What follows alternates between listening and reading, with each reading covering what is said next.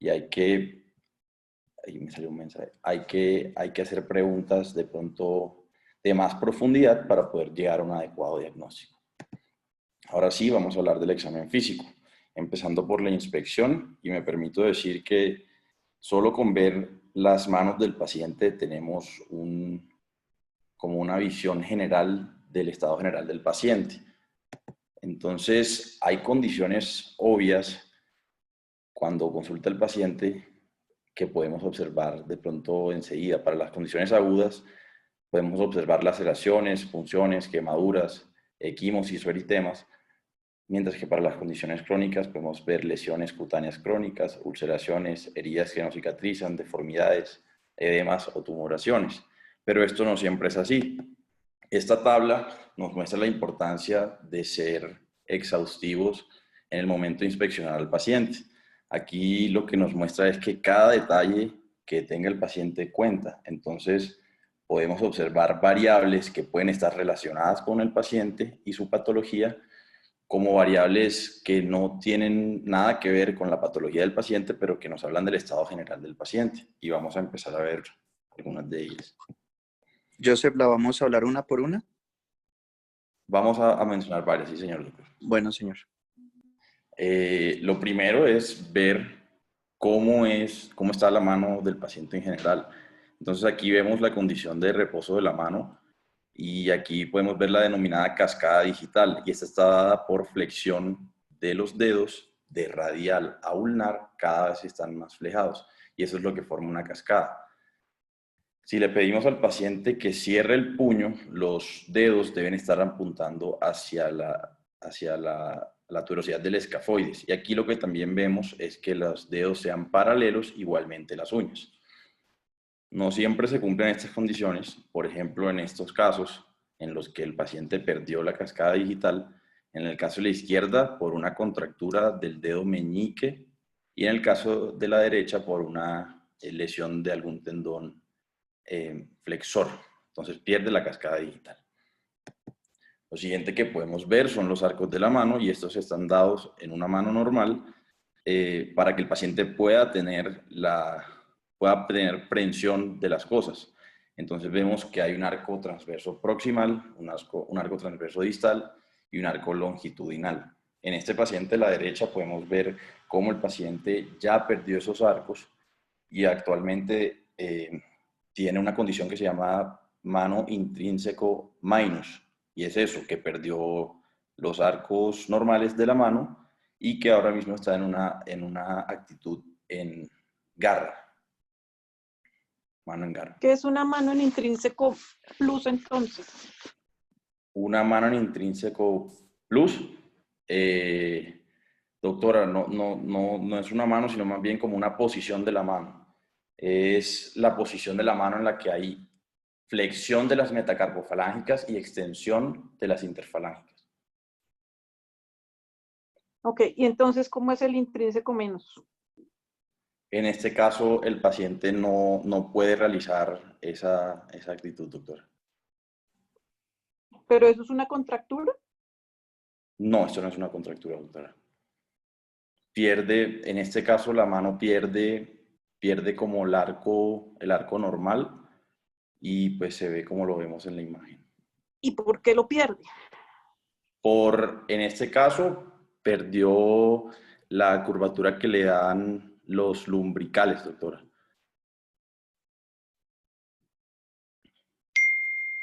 No entendí. No sé cómo, bueno, el arco de la mano está por la musculatura, entonces digamos que El arco de la mano estaba por la musculatura y su merced está poniendo ahí a la izquierda un esqueleto de la mano. Explíquese. sí, señora. Pienso que los huesos como tal dan la estructura de los arcos, y estos están ayudados por los músculos. Ok, perfecto. ¿Y por qué entonces la mano hace una deformidad o una posición en intrínseco minus? Porque digamos que pierde la acción de los lumbricales que le dan la ¿Qué hace forma. un lumbrical? Doctora, los lumbricales flejan la articulación metacarpofalángica y extienden las interfalángicas. Ok, ¿y quién más? ¿Quién más funciona para hacer esa posición? ¿Solo los Los, lumbricales? no, señora, los interóseos también. Y entonces, explíquese un poquito más, porque es que no me ha dicho mayor cosa. O sea, su merced dice que está describiendo una mano en intrínseco minus. Eso, si el portero es Pilo, sabe. Pero el problema es que hay que decir qué más hay detrás de eso. Yo soy Entonces, su estudiante, octavo semestre. Su merced sí, está en señor. urgencias y recibe una mano en esa posición que me está mostrando. Doctor, ¿eso qué es?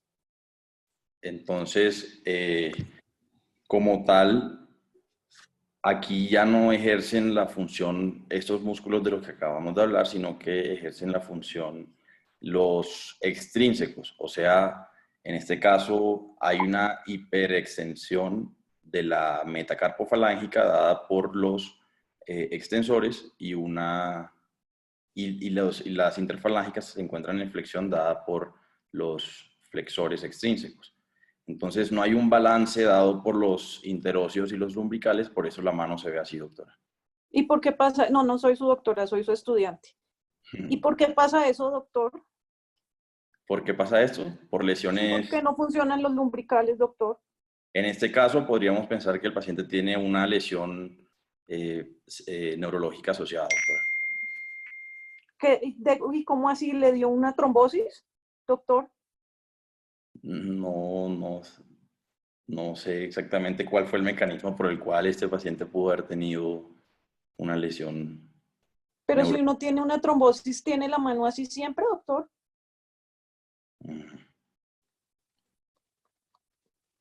No, no lo sé, doctora. Siga, Listo, doctora. le queda de tarea. Sí, señora.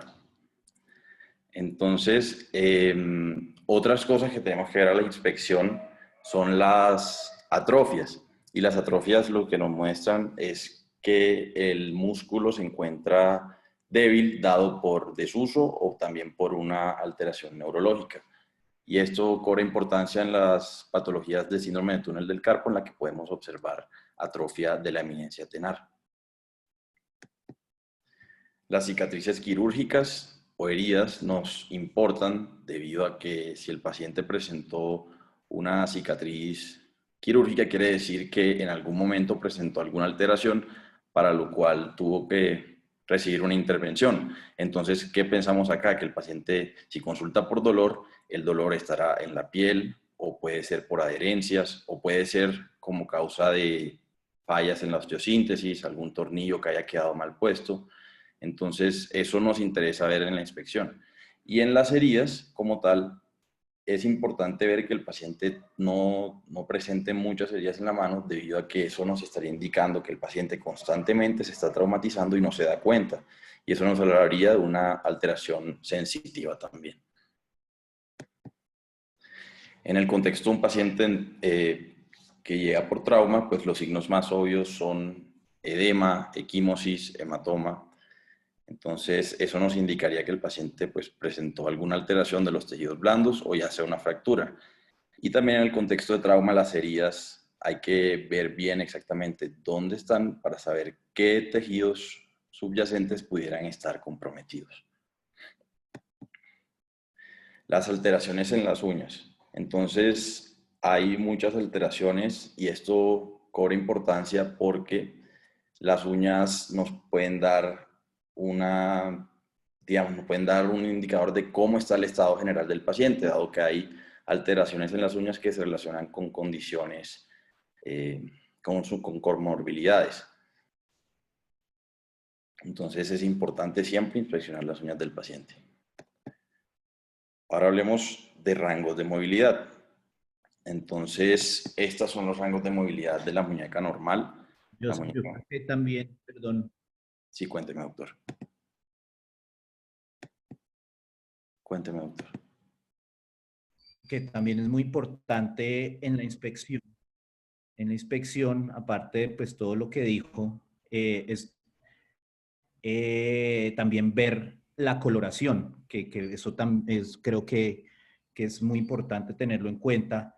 Si los dedos están, por ejemplo, pálidos o están equimóticos o están morados, que le pueda hacer uno pensar en alguna otro tipo de patología, ¿no? Sí, señor, de acuerdo. Bueno, continúo en cuanto a los rangos de movilidad. Estos son los rangos de movilidad normal de la muñeca. En flexión, la muñeca da una flexión activa máxima de 80 grados, en extensión de 70 grados, y para la pronosupinación, 85 grados para cada una. Entonces, en el momento de evaluar el rango de movilidad de un paciente, uno tiene que estar pendiente tanto de la movilidad activa como de la pasiva. Una alteración en la movilidad activa que no esté acompañada de alteración en la movilidad pasiva, pudiésemos estar diciendo que el paciente presenta alguna lesión o alguna complicación para mover los músculos, y esto puede verse a patologías musculares o nerviosas. Entonces, importante siempre medir los rangos activos y pasivos.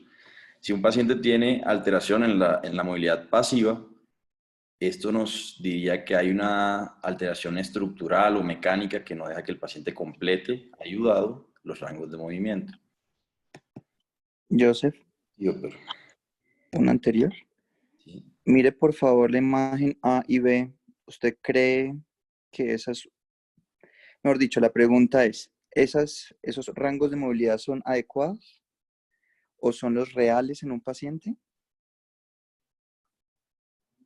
La pregunta va a que, por ejemplo, un paciente puede tener limitación para la flexión y Sí, con la señor. mano flexionada a la izquierda donde está el reloj, que le puede llegar a 50, entonces la derecha le ayuda a flexionar aún más. Entonces, siempre activo y pasivo, pero sin comparar o sin cerrar las manos o las palmas o el dorso con la otra mano. Creo que así es más objetivo aún la medición. Ok, doctor. Bueno, señor. Gracias.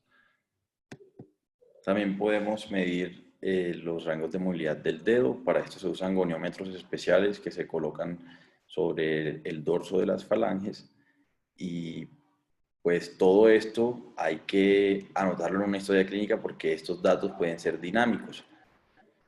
Otra forma de medir el rango de movilidad de los dedos es con el índice dedo-palma. Entonces uno le pide al paciente que fleje los dedos y el dedo debería llegar al pliegue palmar distal.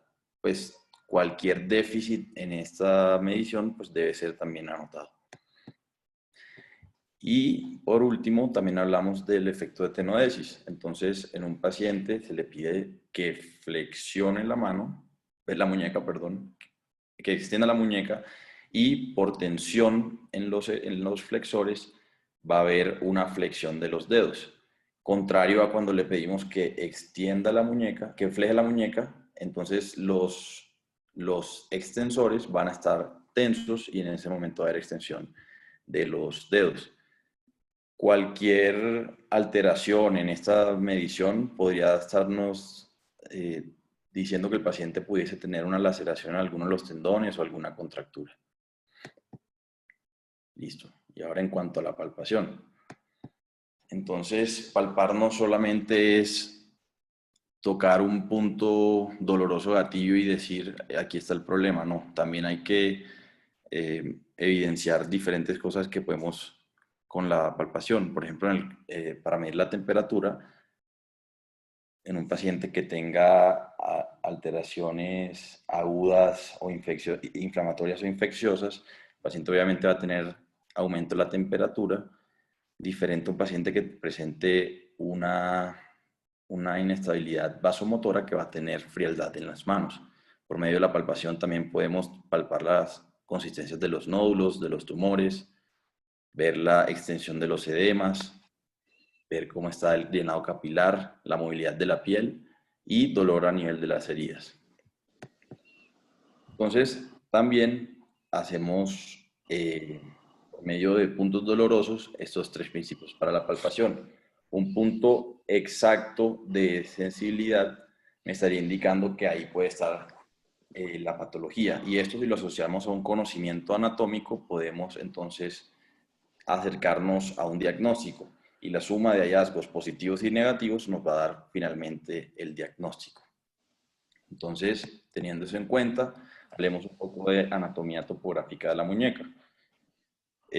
Yo leí un artículo en el que ya les voy a mostrar las imágenes, en el que ellos dicen que lo importante no es hacerlo de alguna manera en específica, sino que siempre se haga de la misma forma, de forma sistemática. Y de esta forma podríamos no obviar ningún signo que nos pudiera indicar alguna patología. Entonces, así es como lo hacen en el artículo. Ellos empiezan como tal por la topografía dorsal. Y en esta imagen detengámonos para ver cuáles son las superficies óseas que podemos encontrar palpando por medio de topografía anatómica al paciente. Entonces, en la imagen podemos observar con el número 1 el tubérculo de Lister, la estiloides del radio, la articulación escafo-semilunar, el piramidal, la cabeza del cúbito y la apófisis estiloides del cúbito, los cuales podemos correlacionar en la imagen de la derecha. Entonces, ¿cómo empezamos a hacer esto?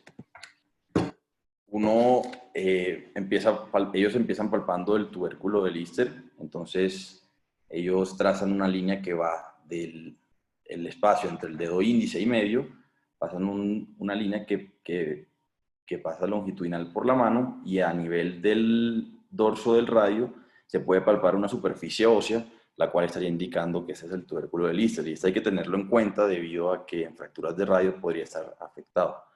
Si nos vamos un poco más distal, digamos 1 centímetro, vamos a encontrar un receso, y este receso es la fosa cruciforme. En este momento, con la muñeca en esta posición, no vamos a sentir mayor cosa, pero si flejamos la muñeca, se hace evidente la articulación escafo-semilunar, y ahí podemos palpar cualquier dolor que estuviera presentando el paciente ante una inestabilidad, o fracturas o quistes que también se pueden presentar en esta región. Si nos vamos un poco más hacia radial, podemos palpar el polo proximal del escafoides, y si nos vamos un poco más hacia ulnar, podemos palpar el semilunar. Posterior a esto, pues nos movemos hacia la parte radial, y en la parte radial, ¿qué vamos a ver? Vamos a ver la estiloides del radio, la cintura del escafoides. Ahorita estábamos palpando, era el polo proximal, aquí estamos palpando la cintura del escafoides, el trapecio y la base del primer metacarpiano. Entonces, inicia uno palpando la apófisis estiloides, que es fácil de identificar. Si se va un poco más distal, entonces encontramos otro receso. Y en este punto estamos en la tabaquera anatómica. La tabaquera anatómica es un triángulo que su borde postero-medial está dado por el extensor pollicis longus y su borde antero-lateral por el abductor pollicis brevis. En la base del triángulo estaríamos en la articulación como tal, y el piso está dado por el escafoides, más concretamente la cintura. Si nos vamos más distal, podemos palpar el trapecio, y ya casi llegando a la cuña del triángulo, palpamos la base del primer metacarpiano.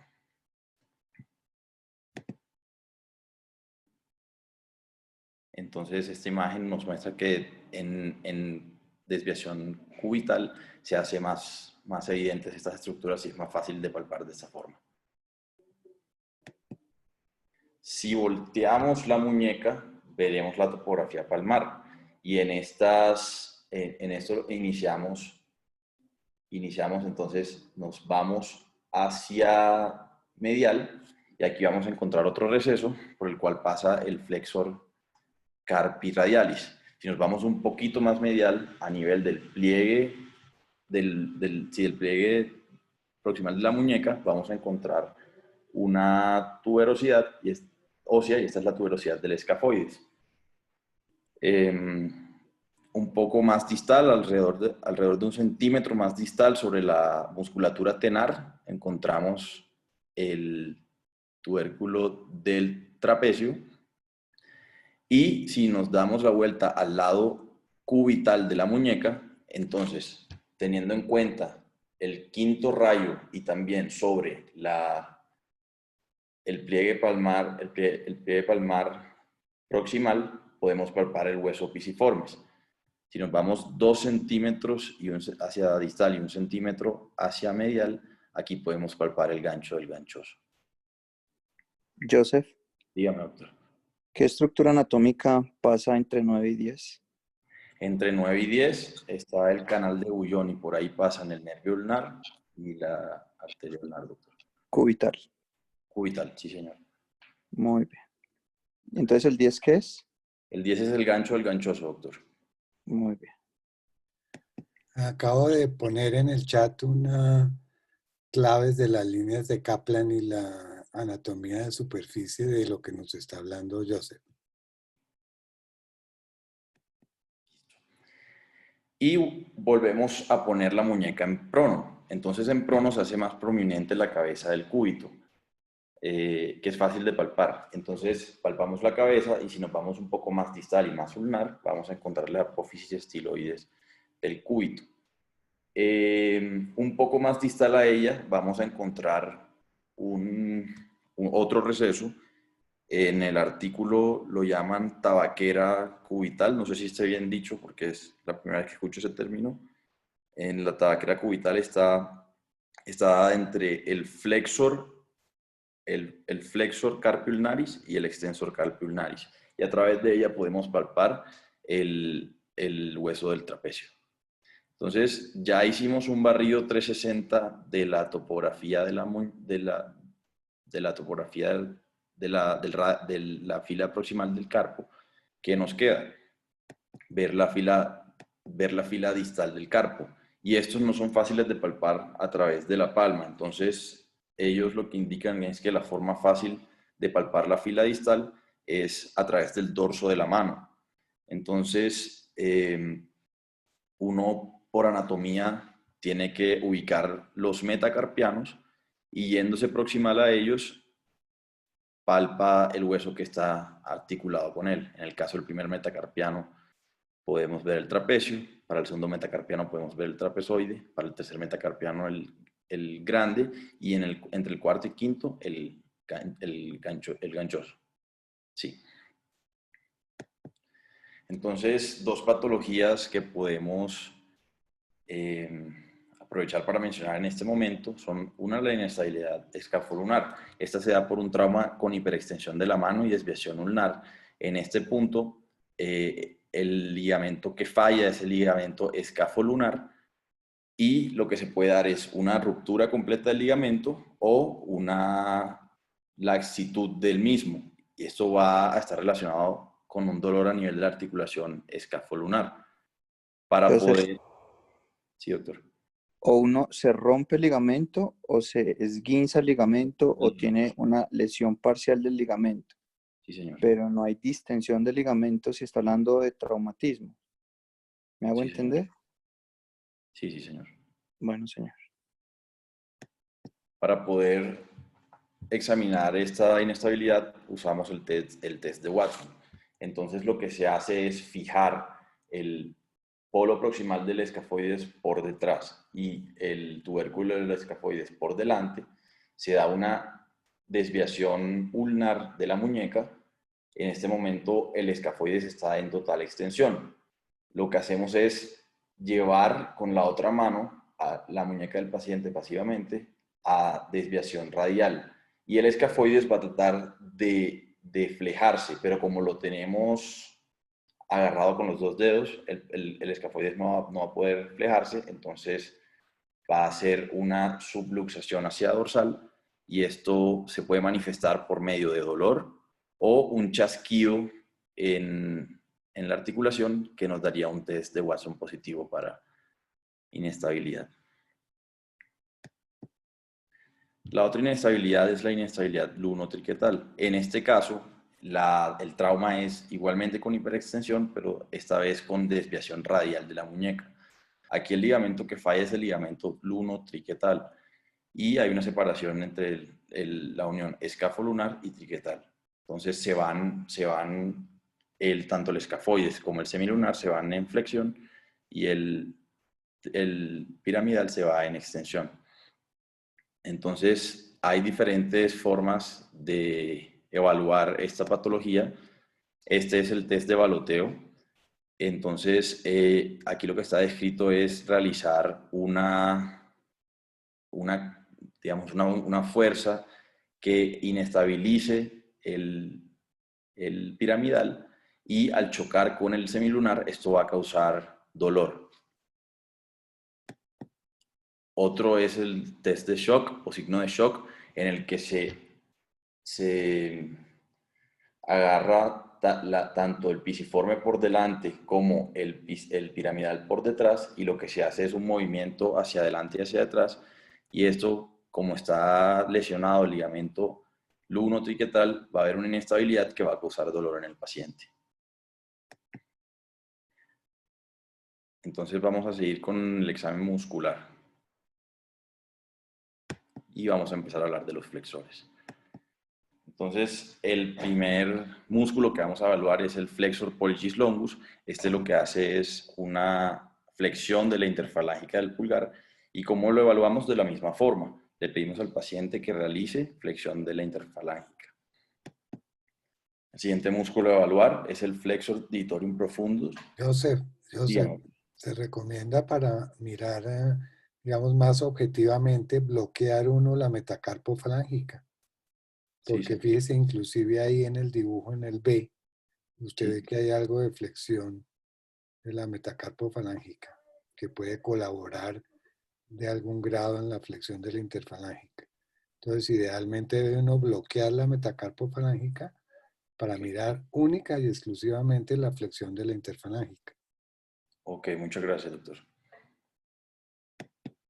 El siguiente músculo que vamos a evaluar es el flexor digitorium profundus. Aquí lo que hacemos es bloquear la interfalángica proximal y de esta forma estamos bloqueando la acción del flexor digitorium superficialis. Entonces le pedimos al paciente que realice flexión de la interfalángica distal. Una patología que está asociada con este músculo es el dedo en gatillo y está causado por una tenosinovitis estenosantes de la polea A1. Entonces, uno lo que puede palpar a nivel de la polea A1 es un nódulo que no va a permitir la libre expulsión del tendón. A la palpación va a haber dolor y la movilidad puede estar alterada o engatillada como tal. Y las pruebas provocativas para esta patología es realizar flexión y extensión pasiva para ver si se reproducen los síntomas o si se engatilla el dedo. Siguiente, vamos a evaluar el flexor digitorium superficialis. Con este lo que hacemos es bloquear los dedos adyacentes y pedirle al paciente que realice flexión del dedo.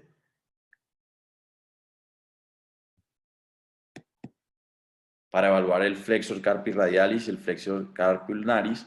Perdón, meto otra vez la cucharada. En ese examen del flexor digitorum profundus y el flexor digitorum superficialis, sobre todo cuando está examinando en un paciente que tenga una herida en la palma, es importante siempre realizar contrarresistencia. Porque acuérdense que si hay dolor en el momento en que uno hace contrarresistencia, en la flexión activa que está haciendo el paciente, puede hacerlo a uno sospechar que hay una lesión parcial del tendón. Ok, doctor. Muchas gracias. Para evaluar el flexor carpi radialis y el flexor carpi ulnaris, lo que le hacemos es pedirle al paciente que haga una flexión contra resistencia y le vamos a pedir que haga una desviación radial o cubital y por medio de eso vamos a ver si alguno de los dos está alterado. Ahora evaluemos los extensores. Recordemos que... Sí, doctor. Yo sé que se lo va a hablar más adelante, pero para los asistentes hago un recorrido anatómico de las inervaciones de los músculos. Entonces, ¿quién inerva el flexor pollicis longus? El flexor pollicis longus lo inerva el nervio interóseo anterior del Muy mediano. bien. ¿Quién inerva el flexor digitorum profundo del índice?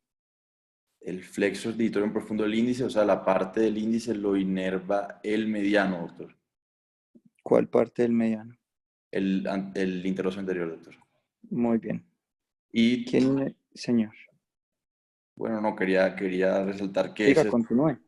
eso es un músculo que tiene inervación dual. O sea, los tendones del índice y del medio están inervados por ese nervio y del anular y del meñique están inervados por el ulnar. ¿Pero de cuál? ¿Del flexor digitorum superficialis o el profundo? Profundo, doctor. Muy bien. Muy bien. ¿Quién inerva el flexor carpi radialis? El flexor carpi radialis, el mediano, doctor. ¿Y quién inerva el flexor carpi ulnaris? El nervio cubital, doctor. Muy bien. Continuamos. Listo. Entonces, para evaluar los extensores, hay que recordar que estos están dispuestos en 6 compartimentos en el dorso de la muñeca. Entonces, en el primer compartimento vamos a encontrar el abductor, el extensor pollicis brevis y el abductor pollicis longus. En el segundo vamos a encontrar ambos extensores carporradiales, el largo y el corto. En el tercero vamos a encontrar el extensor pollicis longus. En el cuarto, el extensor digitorum communis y el extensor propio del índice. En el quinto vamos a encontrar el extensor digiti minimi y en el sexto el extensor carpi ulnaris. Entonces vamos a abordarlos de esa forma.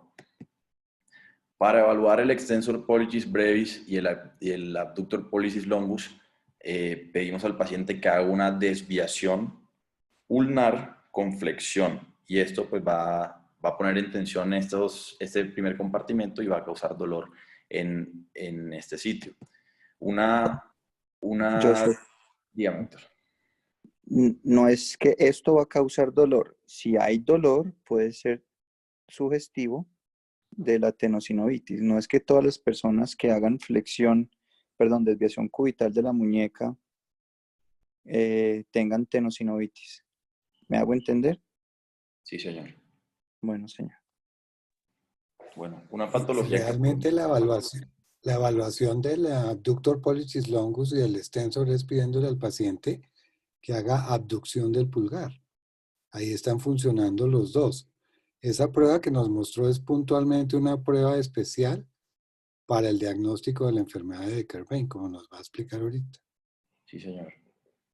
Entonces, una enfermedad que podemos asociar a estos dos músculos es la tenosinovitis de Kerbein, que es una inflamación de la vaina sinovial del primer compartimento. El dolor va a estar exacerbado al agarrar y levantar objetos con la muñeca en posición neutra, y a la palpación vamos a ver sensibilidad sobre el primer compartimento. La movilidad pudiese estar normal, pero con dolor con desviación ulnar. Y las pruebas provocativas van a ser las de Finkelstein y Eichhoff. Quisiera mostrarle esto a mis compañeros, dado que en la mayoría de la literatura uno encuentra que la prueba de Finkelstein es esta, pero en realidad Finkelstein no describió esa prueba, la describió el doctor Eichhoff, y esta es la que se denomina la prueba de Eichhoff, la que uno le da desviación ulnar y flexión a la muñeca. Finkelstein lo que describió fue una desviación ulnar teniendo sujetado el pulgar, y eso causaría los síntomas en el paciente. Esa es la diferencia del Eichhoff o Eichhoff. Sí. La diferencia básica es ¿cuál? Que ahí está dibujada ahí está en las fotos. Es simplemente que el paciente en el Eichhoff pone el dedo pulgar dentro de la mano agarrado por los otros dedos. Y en el Finkelstein, como se describió, el examinador es el que le hace, digamos, esa tracción y desviación cubital del pulgar. Bueno, que eso es importante tenerlo claro. Sí, señor, muchas gracias. Seguimos y vamos a evaluar en este momento el extensor carpi radialis longus y brevis. Entonces lo que le pedimos al paciente es que haga una extensión de la muñeca contra resistencia y cualquier dolor pudiera indicar patología en este punto. Una patología que podemos asociar con estos dos tendones es el síndrome de intersección y es una inflamación en el punto de cruce entre el primero y el segundo compartimento. Entonces vemos cómo se cruza el segundo compartimento con el primero. Perdón, este es el primero y este es este es el primero y este es el segundo. Entonces ocurre por movimientos repetitivos de la muñeca, va a haber dolor en la región del dorso radial del antebrazo y una prueba provocativa es la que mostramos ahorita, que es hiperextensión de la muñeca contra resistencia. Para evaluar el extensor pollicis longus, ponemos la mano sobre la mesa y le pedimos al paciente que haga extensión. Y aquí lo que podemos ver es cómo se delimita la tabaquera anatómica. Entonces, Joseph, sí, doctor. para examinar el extensor pollicis longus más que extensión, eso se llama retropulsión. Entonces, cuando uno hace retropulsión del pulgar, es cuando uno encuentra o identifica el extensor pollicis longus. Y como usted lo dijo, se hace sobre la mesa con la mano plana o en extensión de todos los dedos. Pero recuerde que la palabra es retropulsión. Sí, señor. Muchas gracias.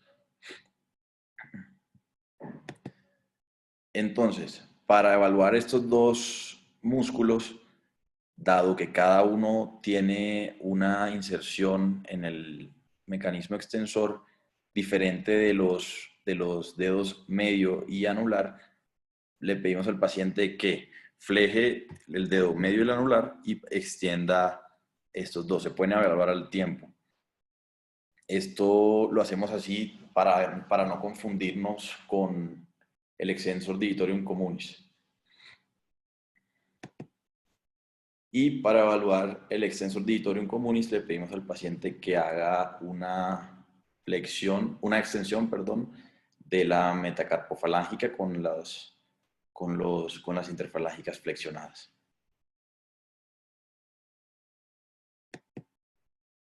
Entonces vemos patologías asociadas a... Espéreme, mi negro. Sí, señor.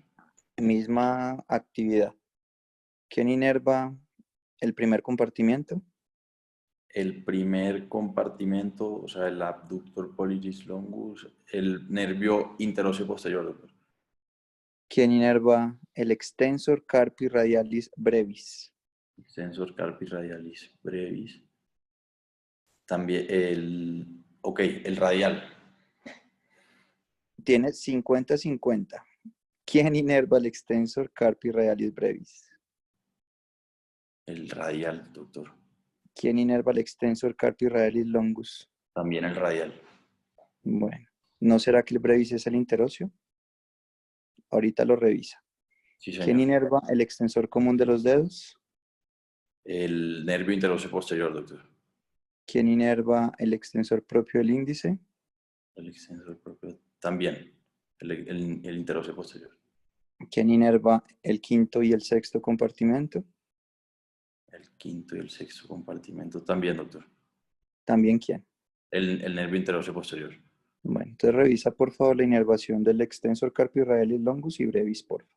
Sí, señor. Bueno, señor.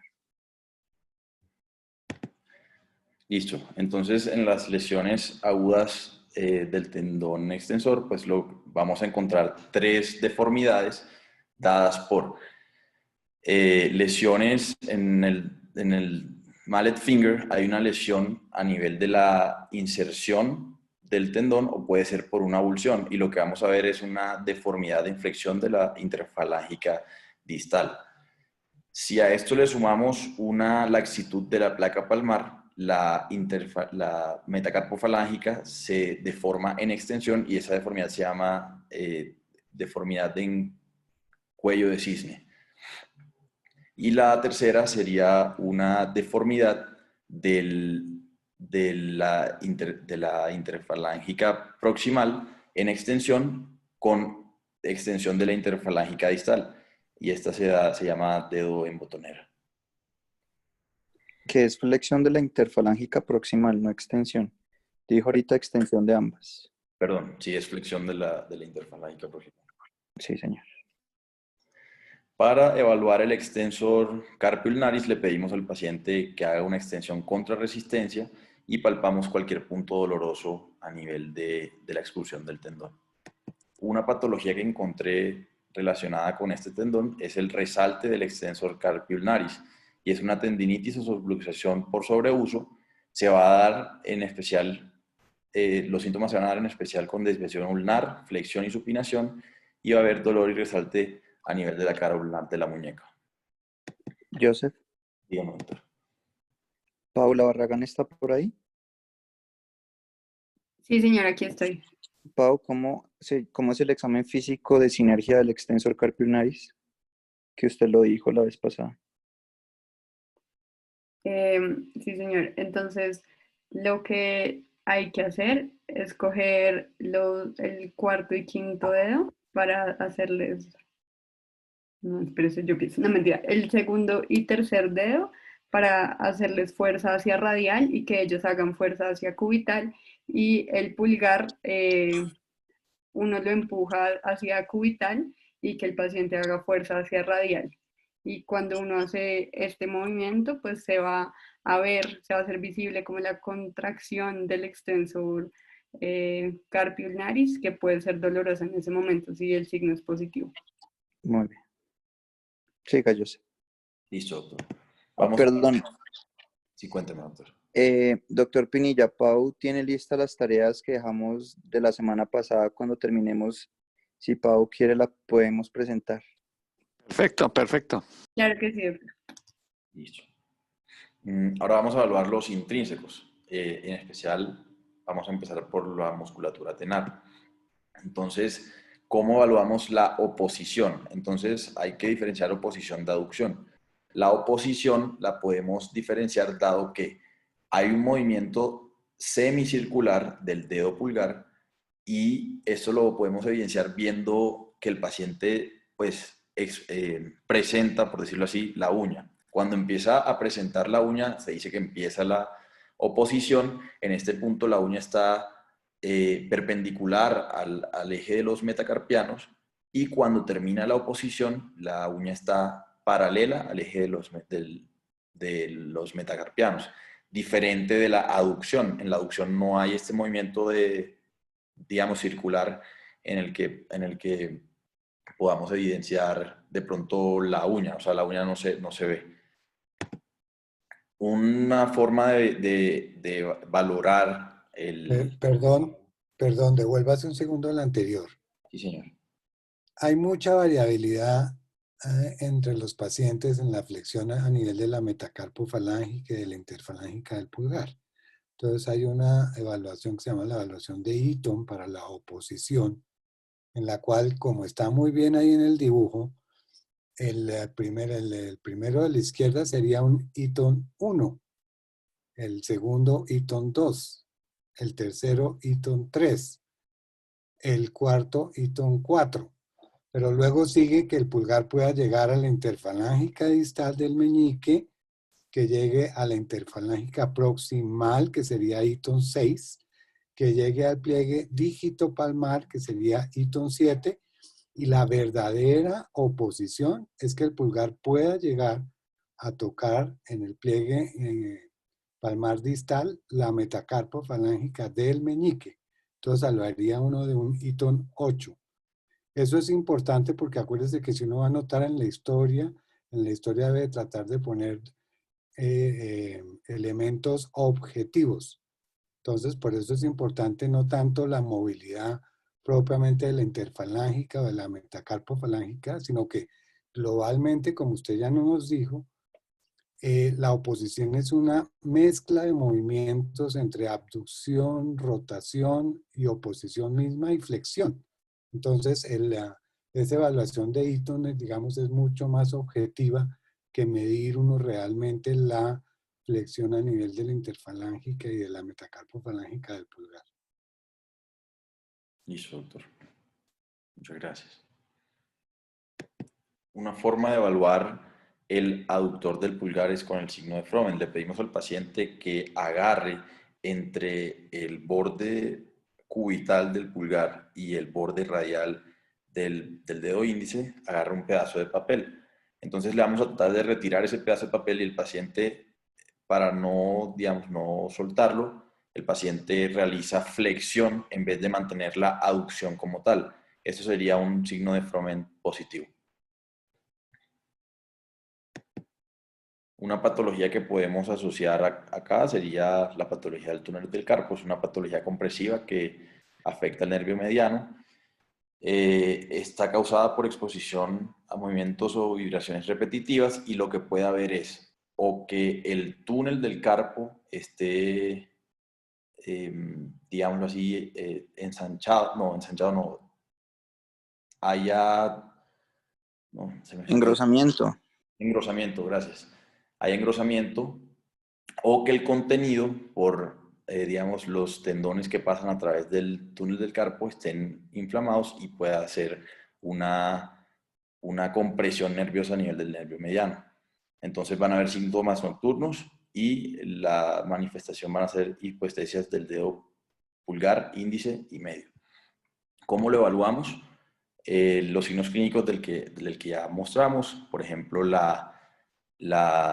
aplanamiento de la musculatura tenar, el signo de Fallen, que bien conocemos, que es realizar flexión de ambas muñecas durante 60 segundos, y esto debería reproducir los síntomas. El signo de Tinel, que es percusión en el trayecto del nervio mediano, o este signo que es realizar compresión a nivel del túnel del carpo. ¿Cómo se llama ese signo? Turcan, doctor. Bien. Listo.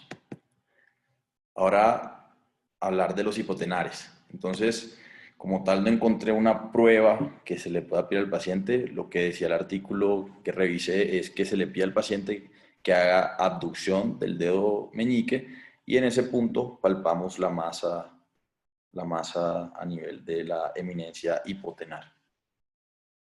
No sé si los doctores conozcan alguna otra forma de evaluar esta musculatura. Pues que usted también puede hacer oposición del meñique y ahí identifica el trofismo de la región hipotenar. Sí, de acuerdo, doctor. Ya que estamos hablando de la región hipotenar, ¿cuáles son los músculos de la región hipotenar? Los músculos de la región hipotenar serían el abductor digiti minimi, el opponent digiti minimi y el flexor digiti minimi. Y falta uno. Hay el palmaris brevis, doctor. Muy bien.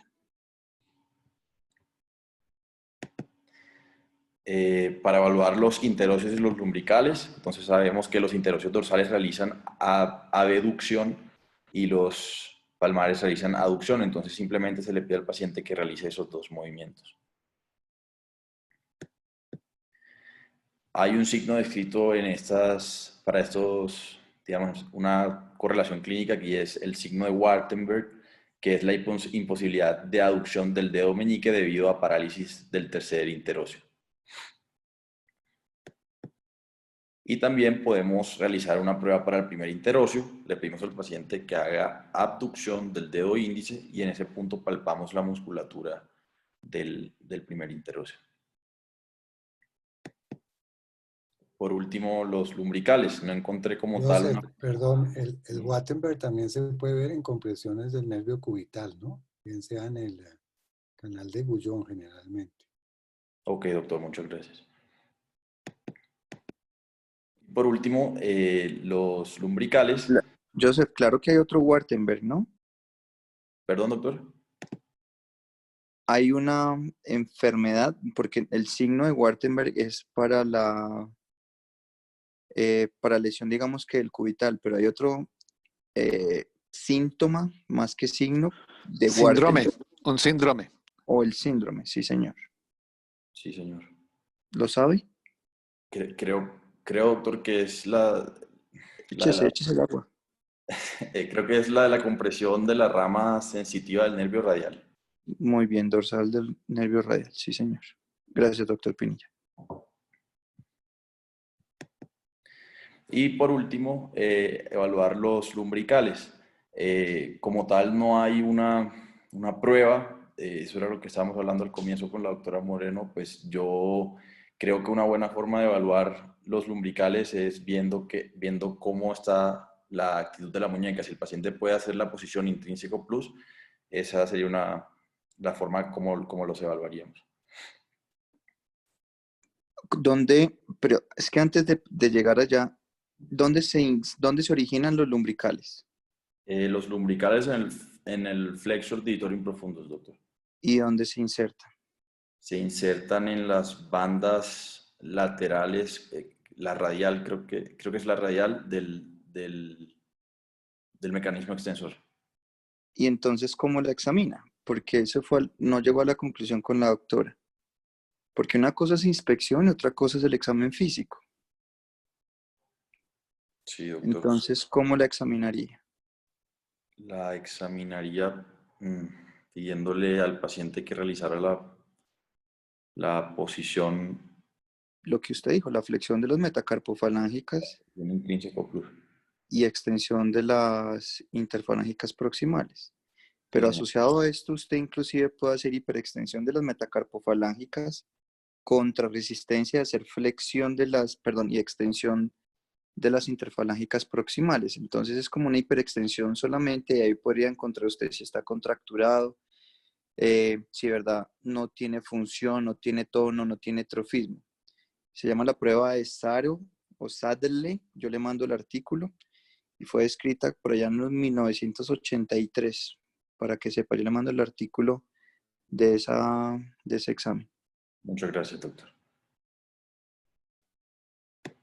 Bueno, y ya para terminar, vamos a hablar del examen sensitivo. Pues lo que uno hace es, debe reconocer cuáles son los territorios inervados por cada nervio. Entonces, uno reconoce que el territorio del ulnar está dado por la parte dorsal del dedo meñique, la parte dorsal, la mitad de la parte dorsal del dedo anular, y en la parte palmar, pues igual, toda la parte palmar del dedo meñique y toda la parte, y mitad del dedo anular.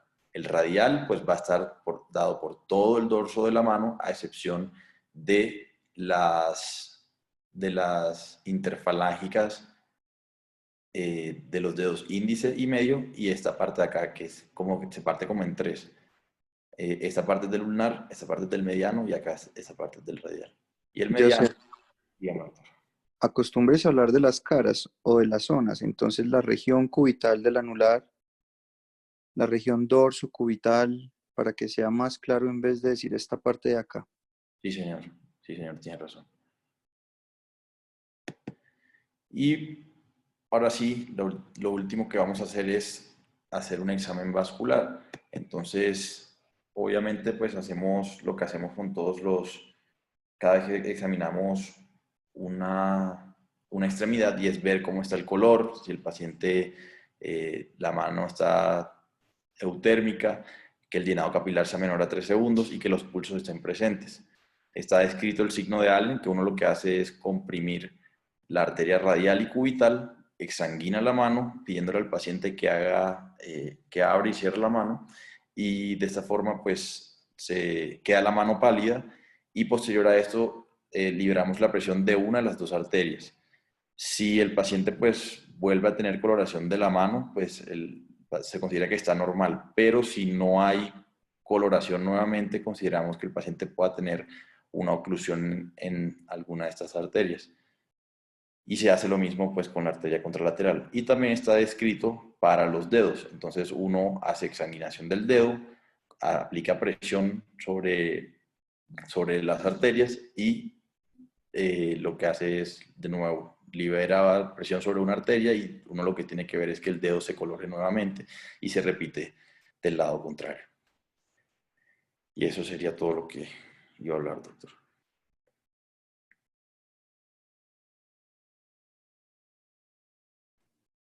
Muchas gracias, Joseph. ¿Alguien tiene dudas o preguntas?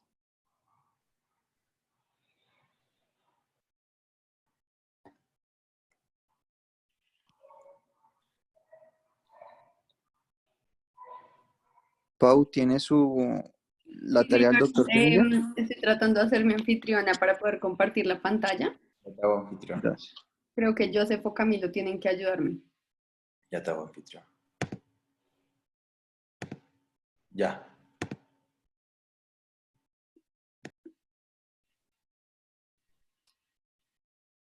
Bueno, entonces, como habíamos quedado de tarea y vamos a hacer como una forma de sintetizar lo que hablamos el jueves de la semana pasada. Entonces, aquí dividí las etiologías en ósea, ligamentaria, tendinosa, vascular o neurológica y mostrando pues, los signos al examen físico de los que hablamos. Entonces, en las etiologías óseas podemos tener clínicas de dolor o dolor más artrosis. En las de dolor vamos a ver que usualmente se asocian a fracturas en el carpo o en el metacarpo, y al examen físico vamos a encontrar dolor a la palpación pues, del lugar específico. Y vamos a encontrar dolor con artrosis, usualmente cuando tenemos procesos artrósicos. Entonces, por ejemplo, como es en el caso de la compresión cúbito-carpiana y las pruebas que tenemos para examinarla son las de compresión, la de estrés cúbito-carpiano precisamente, y la prueba de impactación cubital, en la que pues ya sea el estiloides como tal o pues, el cúbito se va a impactar en alguna parte del carpo que suele ser el triquetro. Bueno, y otros procesos artrósicos dentro de estos procesos óseos que cursan con dolor y artrosis, que van a ser artrosis de la radiocubital distal, que se evalúa con la prueba de compresión en la radiocubital que desencadena dolor, y la artrosis pisotriquetral, que la vamos a poder evaluar con la prueba de estrés pisotriquetral, que pues nos explicaba la doctora que encontré esta imagen que es mejor, en la que vemos cómo podemos como coger el pisiforme entre los dos dedos y movilizarlo de radial a cubital, generando el dolor. Eso con respecto a las patologías óseas. Con respecto a las patologías ligamentarias, usualmente la clínica que estas nos van a dar van a ser dolor asociado a inestabilidad, que podemos como reproducirla haciendo estos signos. Entonces, el clásico signo para la lesión del complejo del fibrocartílago triangular es el signo de la fobia, que hablábamos que es muy sensible y muy específico para estas lesiones. Tenemos otras inestabilidades como la radiocubital distal. Hablábamos entonces del signo de la tecla de piano o del baloteo que debe examinarse en neutro, supinación y pronación máxima. Otras patologías ligamentarias como la inestabilidad lunotriquetral, que se evalúa con el signo de la compresión lunotriquetral o el cizallamiento lunotriquetral o el baloteo. Estas son pues, las tres pruebas que hay para la inestabilidad de este ligamento. Sabemos pues que pueden haber otras inestabilidades, pero pues estas fueron las más importantes que mencionamos en este día y pues que tenían más pruebas al examen físico para evaluarlas. Ya a nivel tendinoso hablamos de la tendinitis del extensor carpi ulnaris y la prueba de la sinergia del cubital que estábamos mencionando. Entonces aquí vemos cómo con esta maniobra generamos una contracción visible del extensor carpi ulnaris que puede ser dolorosa cuando es positivo. Y ya de lo que nos está hablando también Joseph para etiologías vasculares, la prueba de Allen, dicen que se puede manifestar como dolor, pero pues podemos tener otros síntomas. Y a nivel neurológico podemos tener más como tal síntomas neurológicos y también dolor, y podemos utilizar la prueba de Tinel a nivel del canal de Guyon. Entonces, si quieren, pues este fue como el resumen que hice de los signos clínicos de los que hablamos. Si quieren, se los puedo enviar ahorita. Por favor. Claro, creo que ahora sí quedó muy, muy clara como resumen de la exposición, Paula. Creo que está excelente. Muchísimas gracias. Vale, doctor, muchas gracias a usted. Pau, gracias. ¿Nos lo envías? Porfa, ¿nos lo compartes? Sí, señor, ya se los reenvío. Gracias. Que Joseph. Adiela